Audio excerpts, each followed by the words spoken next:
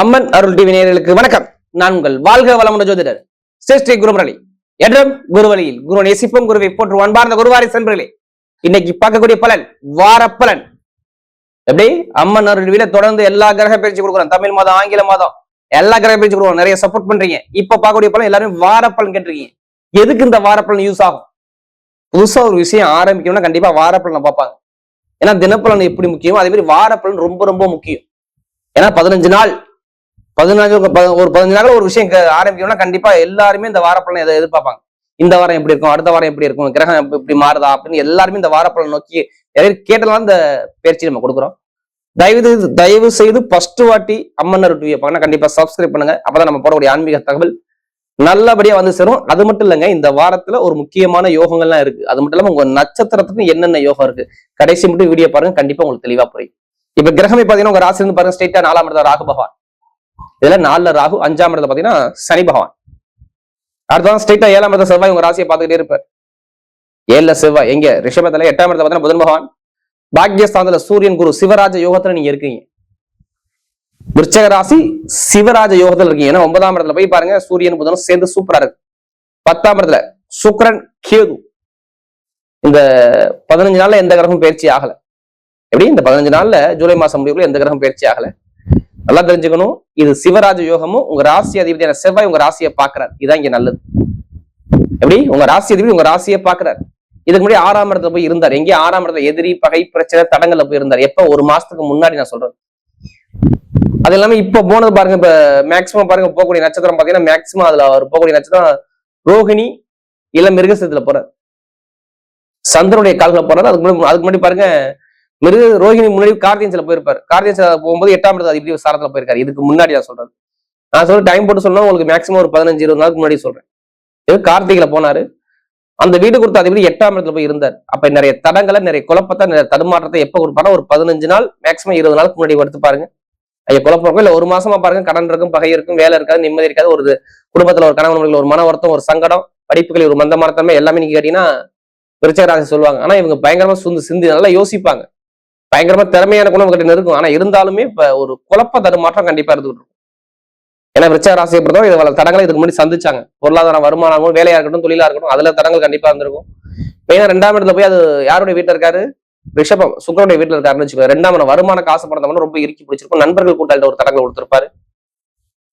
நல்ல ஒரு குழப்பம் தடுமாற்றம் கண்டிப்பா விருச்சிக ராசி. ஆல்ரெடி இவங்க எப்போதுமே ஒரு குழப்பம் ஏதாச்சும் மைண்ட் திங்க் பண்ணிட்டு இருப்பாங்க. இப்ப கொஞ்சம் குழப்பம் அதிகமா இருக்கும். இப்ப இந்த 2 மாசம் நல்லா பாருங்க, 15 நாளுக்குள்ள என்னென்ன ஒரு மாற்றம் இருக்கு நல்லா பாருங்க. குருவுடைய பார்வை இப்பதான் முழுசா உங்க மேல படுது. இது மாதிரி கிடையாது. எப்படி வருமானத்து கிரகம் இப்பதான் உங்க ராசி மேல படுது. 1 அடுத்து சூரிய பகவான் உச்சமான குருவோட சேர்ந்து சூரியன் இருக்கும்போது இங்க சிவராஜ யோகம் கடுமையா வேலை செய்யும். ஏன்னா உங்களுக்கு 10ஆம் வீட்டு யாருன்னா சூரிய பகவான். அந்த அதிபதி போய் பாருங்க 9ஆம் இடத்துல பாக்கியஸ்தானத்துல இருந்து நேரம் 3ஆம் இடத்துல வெற்றி ஸ்தானத்தை பார்க்க நிறைய ஒரு மாற்றம். அது இல்லாம ஒரு ராசி அதிபதி வச்சு நம்ம சொல்லிடலாம். எப்படி ராசி அதிபதி முடிவு பண்ணுவார். ஏன்னா நமக்கு நிறைய ஜாதகம் கொடுத்து விருச்சிக ராசி. ஏன்னா ஒரு ராசி அதிபதி 6ஆம் இடத்துல பகையில இருந்தார். இப்ப 7ஆம் இடத்துல இருந்து அவர் நிக்க வேண்டிய பாருங்க ரோஹிணியில போறாரு. இப்ப ரோஹிணியில போவார். 23 அப்புறம் பார்த்தா அவரு போறது மிருகசீரத்துல போவார். ரோஹிணி 9ஆம் வீட்டு பாக்யாதி விசாரத்துல போறாரு. எப்படி பாக்யாதி விசாரத்துல 9ஆம் வீட்டு சிவராஜ யோகம். அது அந்த 9ஆம் இடத்துல யாருன்னா குரு சந்திரன் வீட்டுல சிவராஜ யோகம் அமைஞ்சிருக்கு. வேற உங்க ராசி அவர் பாக்குறதுனால ஏதாச்சும் நல்ல விஷயம், நல்ல காரியத்தை பத்தி ஏதாச்சும் ஒரு விஷயத்த சிந்திக்க வைப்பாரு. செவ்வாய் ரோஹிணியில போனாவே ஒரு சுப செலவு, சுபகாரியம் குடும்பத்தில் நடக்குங்க. இல்ல ஒரு பயணங்கள் மூலம் காசு பணம் வரும். எப்படி பயணங்கள் மூலம் வருமானம் வரும். ஒரு இடமாற்றம், தொழில் மாற்றம், ஏதாவது ஒரு விஷயத்தை நீங்க சேஞ்ச் பண்ணுவீங்க. கண்டிப்பா நோட் பண்ணி வச்சுக்கோங்க. கண்டிப்பா உங்களுக்கு யூஸ் ஆகும்.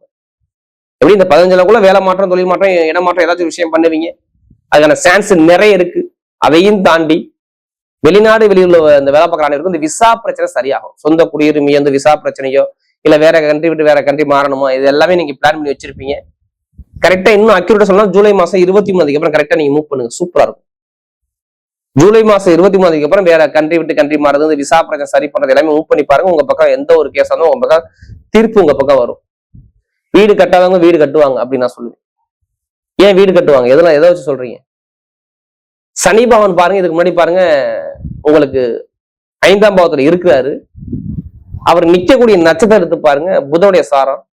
அந்த புதன் வீடு கொடுத்தவர் 8ஆம் இடத்துல போய் அங்க மறைஞ்சு போய் வக்ரமா இருந்தார். அப்ப வீட்டுல, இடத்துல, பூமியில, வண்டியில, வாகனத்துல நிறைய செலவு பார்த்திருப்பீங்க, நிறைய கஷ்டத்தை பார்த்திருப்பீங்க. ஏன்னா வக்ரமான கால்களை ஒரு கிரகம் நிக்கினா அங்க வக்ரமான செயலை உண்டு பண்ணும். வண்டி வாகனம் வீண் விபத்து, வீண் கண்டம், வீண் பிரச்சனை, வீண் செலவு வச்சிருக்கும் பாருங்க.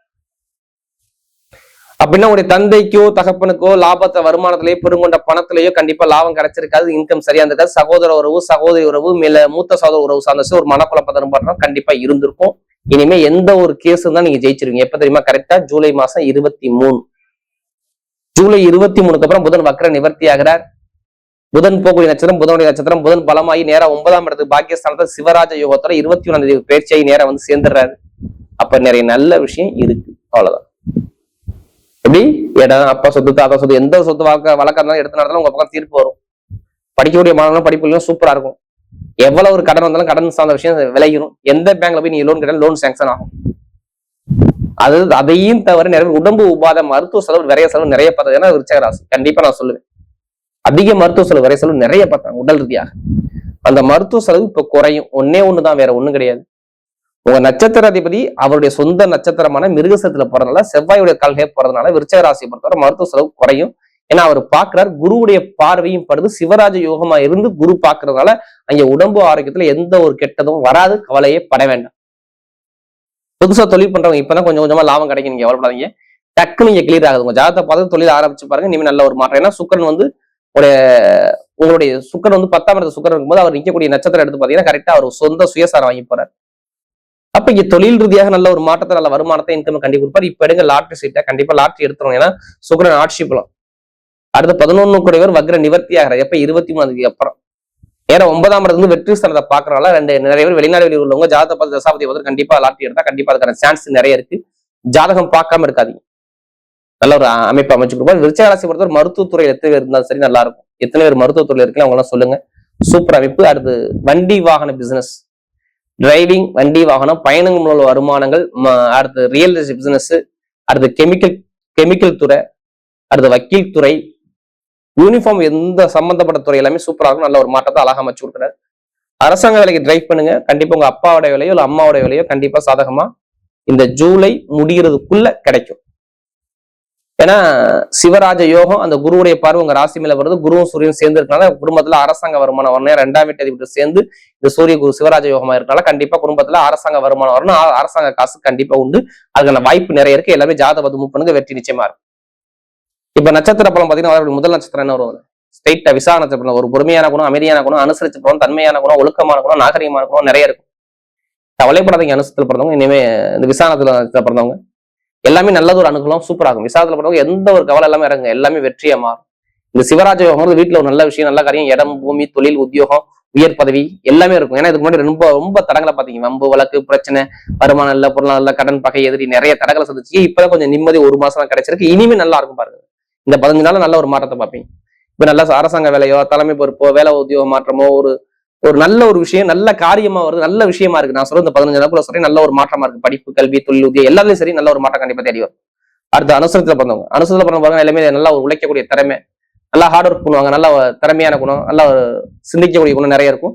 இப்ப பாருங்க சனிபவன் போகக்கூடிய நட்சத்திரம் புதனுடைய சாரத்துல போறாரு. நிறைய ஒரு குழப்பம், தடுமாற்றம், நிறைய பிரச்சனை, வருமான இன்கம் எல்லாமே சரியா இல்ல, செலவை வரவிட செலவை பாத்தீங்க, மூத்த செலவு உறவு, திடீர் பயணம், திடீர் குழப்பம், தடுமாற்றம், உடல் ரீதியா ஒரு பாதிப்பு, ஒரு விரைய செலவு குடும்பத்துல இருக்கும். இனிமே இருக்காது. நல்ல ஒரு மாற்றம் இனிமே கொடுப்பாரு. எப்ப ஜூலை மாசம் கரெக்டா 23ஆம் தேதிக்கு அப்புறம் பாருங்க நல்ல ஒரு வருமானம் இருக்கும். வீடு வாங்குவீங்க, இடம் வாங்குவீங்க, வெளியூர் போவீங்க, பயணங்கள் மூலம் காசு பணம் வரலாம் வரும். மெயின் ஐடிஐ ஃபீல்டு, இரும்பு சார்ந்த வேலை, நெருப்பு சார்ந்த துறை எல்லாமே சூப்பரா இருக்கும். எந்த காரியம் இருந்தாலும் உங்களுக்கு நல்ல ஒரு மாற்றமா அனுசரிப்பு சூப்பரா இருக்கும். அரசியல் அரசாங்க தொடர்பு, அரசியல் துறை சூப்பரா இருக்கும்.